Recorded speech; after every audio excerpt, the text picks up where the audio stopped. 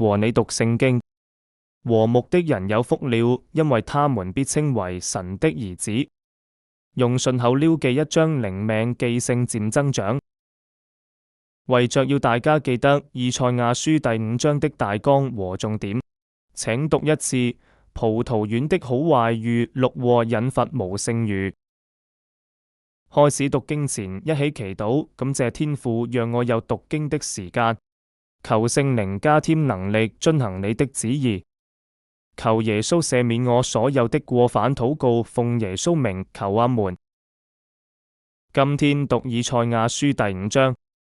我要為我所親愛的唱歌，是我所愛謝的歌。論他葡萄園的事，我所親愛的有葡萄園在肥美的山崗上。他刨挖園子，撿去石頭，栽種上等的葡萄樹，在園中蓋了一座樓，又鑿出壓酒池。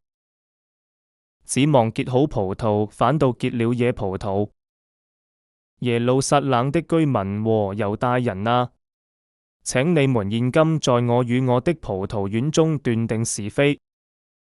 我為我葡萄園所作之外，還有什麼可作的呢？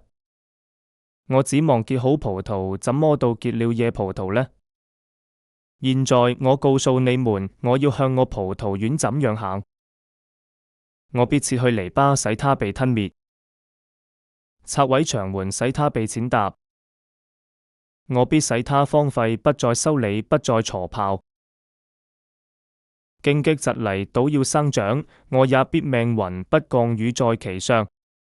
萬軍之耶和華的葡萄園就是以色列家，他所喜愛的樹就是猶大人。他指望的是公平，誰知道有暴虐，或作到流人血？指望的是公義，誰知道有冤聲？禍哉那些以房接房，以地連地，以致不留餘地的，只顧自己獨居境內。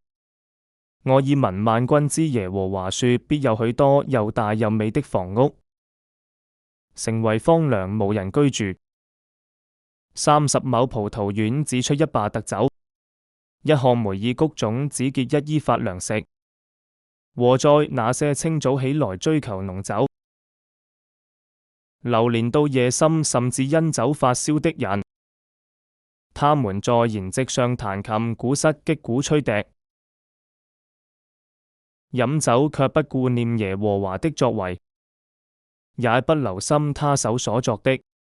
所以我的百姓因無知就被擄去，他們的尊貴人甚是飢餓中極其乾渴。故此陰間擴張其肉，開了無限量的口。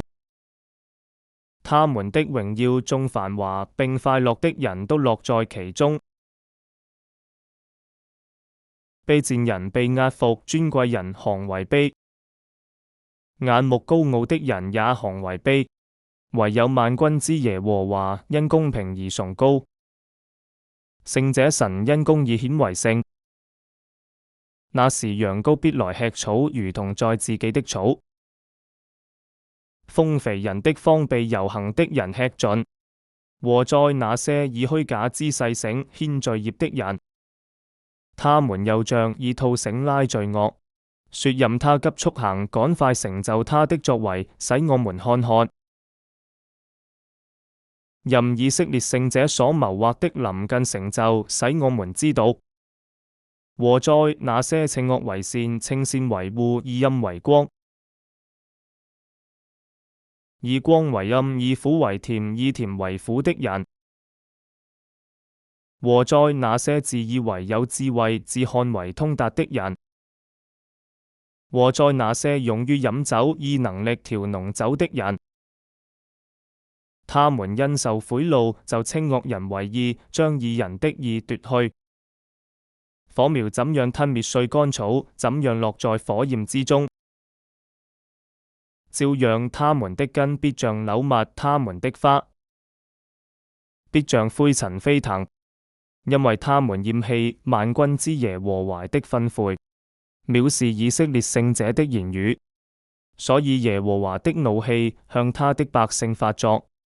他的手伸出攻擊他們，山嶺就震動。他們的屍首在街市上好像糞土。雖然如此，他的怒氣還未轉消，他的手仍伸不縮。他必豎立大旗，招遠方的國民，發嘶聲叫，他們從地極而來。看哪，他們必急速奔來，其中沒有疲倦的、絆跌的，沒有打盹的、睡覺的。腰帶並不放鬆，鞋帶也不折斷。他們的戰快利弓也上了弦，馬蹄算如堅石車輪，好像旋風。他們要哮叫，像母獅子咆哮，像少壯獅子。他們要咆哮找食，坦然丟去，無人救回。那日他們要向以色列人哮叫，像海浪乾。人若望地，只見黑暗艱難，光明在雲中變為昏暗。讀經完畢。為着要大家記得第5章的大綱和重點，請讀一次。葡萄園的好壞遇六禍引發無剩餘。若果大家對以上14個字有更好建議，歡迎留言指教。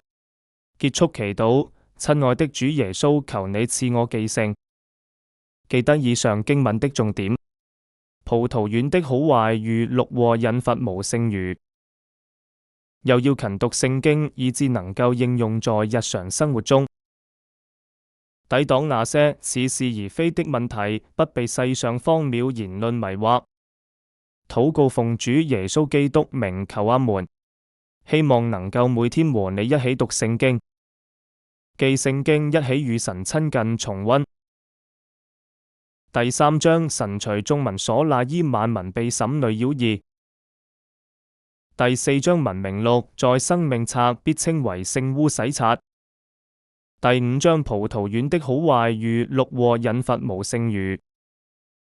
想一想，為什麼會有六禍的刑罰呢？